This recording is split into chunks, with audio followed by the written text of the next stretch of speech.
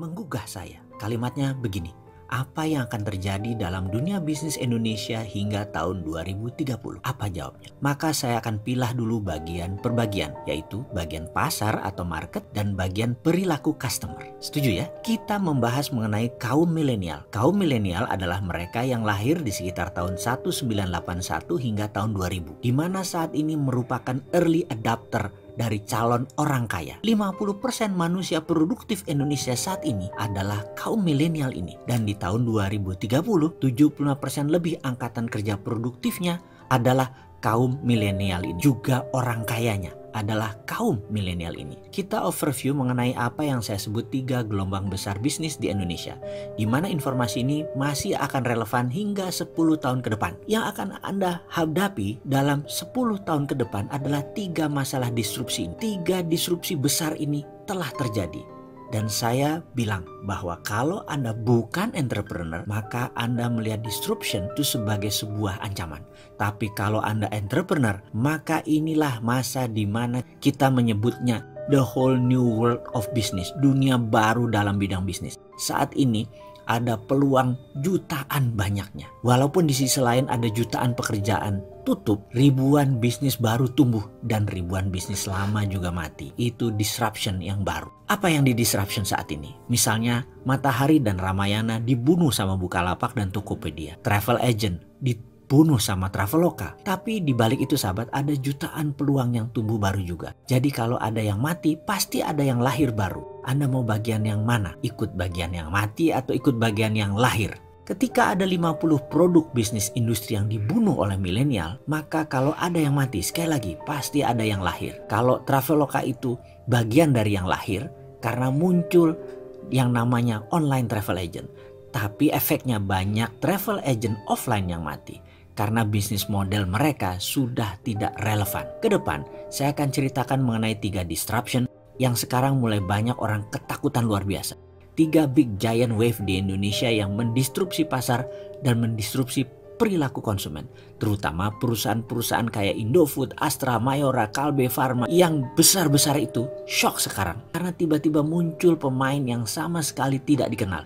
Tiba-tiba muncul, tiba-tiba merusak semuanya. Gojek misalnya baru 9 tahun. Ada yang tahu berapa market value-nya? Lebih dari 10 billion dolar. Kalau dirupiahkan berapa? 150 triliun. Itu uang semua, nggak ada kertasnya. Garuda, Anda tahu berapa market valuation-nya? Nggak nyampe 40 triliun. Yang satu 9 tahun, yang satu 40 tahun, bayangkan. Dan yang 40 tahun itu merangkaknya pelan-pelan. Sampai sekarang nggak nyampe-nyampe tuh angka 100 triliun. Yang satu lagi eksponensial dalam 9 tahun melejit hingga lebih dari 150 triliun. Jadi perusahaan milenial itu seperti tidak ada asetnya. Sahabat, jangan bangga Anda kerja seperti di Astra, di Indofood karena pegawainya ribuan, karena gedungnya di Tamrin atau Sudirman. Sekarang anak-anak milenial nggak bangga kerja di perusahaan begituan karena mereka bangganya kerja di perusahaan yang digital. Misalnya Gojek itu menjadi inceran banyak orang. Padahal Gojek asetnya apa? Gojek nggak punya aset. Motor nggak punya, mobil nggak punya, Gojek nggak bayar BPJS, nggak bayar gaji supir ojek. Intinya aset Gojek kecil karena itu bisnis mereka bisa besar karena asetnya kecil. Ini aneh dengan bisnis yang zaman dulu, asetnya besar-besar gitu ya dan hutangnya besar. Ini tidak. Sekali lagi, di sisi lain, Netflix itu pegawainya cuma 6.000 orang, valuationnya lebih dari 160 triliun, kantor aja nggak punya. Jadi omsetnya luar biasa walaupun asetnya kecil. Karena itulah kunci bisnis digital, asetnya kecil. Lalu diskusi apa yang kita akan seriuskan? Kita akan diskusikan pertama tentang millennial disruption. Kenapa millennial disruption? Karena cirinya sama, yaitu membunuh yang telah eksis lama. Contoh, musik rock. Sekarang saya tanya, ada nggak grup musik rock yang digawangi oleh kaum milenial? Ada nggak? Dulu ada Guns N' Roses, ada Scorpion, ada Dream Theater. Kenapa? Karena musik rock tidak disukai oleh milenial. Milenial sukanya musik apa? Musik hip hop. Ada 50 produk bisnis industri yang dibunuh milenial. Dan itu bukan kata-kata saya, tapi itu kata-kata riset. Semua ada risetnya. Jadi riset yang mengatakan musik rock dibunuh oleh milenial. Sahabat, sejak 2017 untuk pertama kalinya album musik rock dilampaui oleh album musik hip hop. Jadi ada satu yang nyungsep pelan-pelan, ada satu yang naik. Pertanyaan pengingat, Anda mau yang nyungsep atau ikut naik? Misalnya lain lagi, Grup lawak itu dibunuh sama milenial. Sri Mulat sudah nggak ada. Dulu ada Jayakarta Group, hilang semua, dibunuh sama milenial. Karena milenial nggak suka dengan grup lawak. Sukanya apa? Sukanya stand up comedy. Dan saya itu kalau nonton Sri Mulat tuh ngakaknya luar biasa. Tapi kalau milenial nonton Sri Mulat, itu lucunya di mana Sri Mulat itu? Gak ngerti dia itu sebaiknya. Kalau saya lihat stand up comedian, itu lucunya di mana? Tapi milenial itu bilangnya lucunya minta ampun. Jadi dua generasi ini berubah luar biasa. Dan cita rasa humor juga bergeser. Kecintaan terhadap musik juga bergeser. Lalu apalagi yang bergeser dan bagaimana menyikapinya?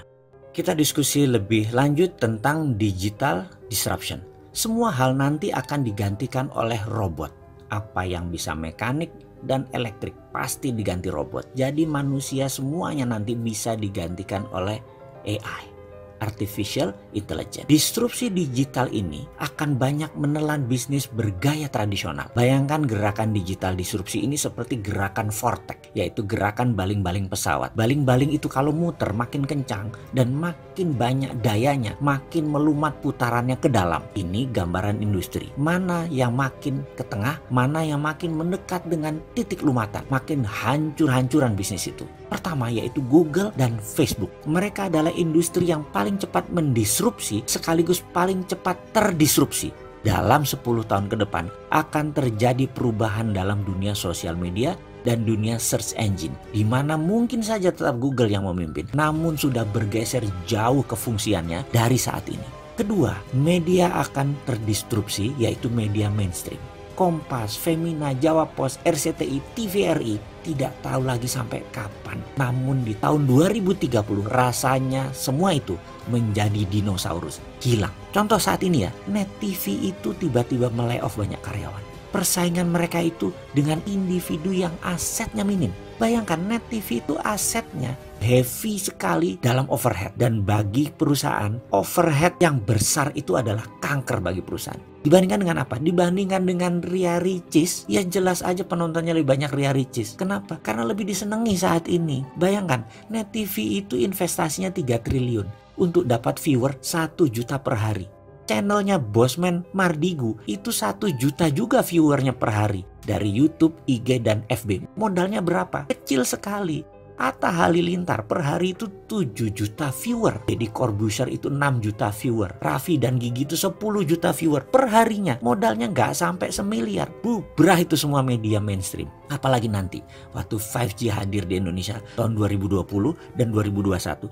Generasi milenial dan generasi Z tidak nonton TV. Nontonnya semua berbasis internet. Ketiga, apa yang terdisrupsi? Retail shop. Ramayana, Matahari, departemen store serba ada akan musnah menjadi marketplace digital jualannya. Menjadi personal bisnis itu dan menjadi direct bisnis itu. Produsen langsung ke konsumen dan konsumen langsung request ke produsen. Nggak ada lagi orang tengah, nggak ada lagi pajangan, nggak ada lagi retail shop. Keempat adalah hadirnya fintech, financial technology. Barusan kita cerita kalau banyak bank akan atau sudah mengurangi kantor cabangnya. Ini akan merubah dunia perbankan, baik dari jumlah cabang, jumlah karyawan, hingga jumlah ATM. Di tahun 2030 bahkan, dibandingkan dengan saat ini, akan tinggal 20% jumlah karyawan bank, cabang bank, dan mesin ATM. Karena semua sudah menjadi mobile. Kelima, selanjutnya, apa yang terdisrupsi? Telekomunikasi.